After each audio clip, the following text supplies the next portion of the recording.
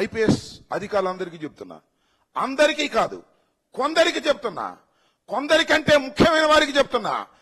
ఎవరైతే చంద్రబాబు నాయుడు గారి మోచేతి నీళ్లు తాగి జగన్మోహన్ రెడ్డి గారి మీద కేసులు పెట్టాలని, వైఎస్ఆర్ కాంగ్రెస్ పార్టీని అణచాలని, జగన్మోహన్ రెడ్డి గారు ఎక్కడికి వెళ్తే అక్కడ కట్టడి చేయాలని నిబంధనలకు వ్యతిరేకంగా ప్రవర్తిస్తున్నటువంటి ఐపీ ఆఫీసర్లందరికీ కూడా, ఐపీఎస్ ఆఫీసర్లందరికీ కూడా చాలా స్పష్టంగా చెప్తున్నా, తెలుగుదేశం పార్టీ అధికారంలోకి వచ్చిన తర్వాత అనేక మంది ఐపీఎస్ ఆఫీసర్ల మీద కేసులు పెట్టి జైలుకు పంపింది.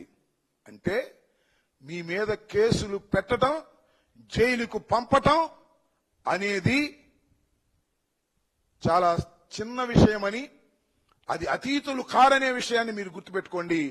ఆ ప్రభుత్వం, ఈ ప్రభుత్వం అలా చేస్తే వచ్చే ప్రభుత్వంలో కూడా మీరు దొరుకుతారు. తప్పులు చేస్తున్నారు, జాగ్రత్తగా వ్యవహరించండి, పద్ధతి ప్రకారం వెళ్ళండి, మీ మాన్యువల్ ప్రకారం మీరు వెళ్ళండి. అంతే తప్ప రాజకీయాల్లోకి వచ్చి రాజకీయంగా మమ్మల్ని అణగదొక్కాలని ప్రయత్నం చేస్తే చూస్తూ సహిస్తూ ఊరుకునేటటువంటి వ్యక్తులం మేము కాదు. మాది ఒక రాజకీయ పార్టీ, అత్యంత ప్రజాదరణ కలిగినటువంటి రాజకీయ పార్టీ. అది మీకు కూడా తెలుసు, అందరికన్నా మీకే ఎక్కువ తెలుసు.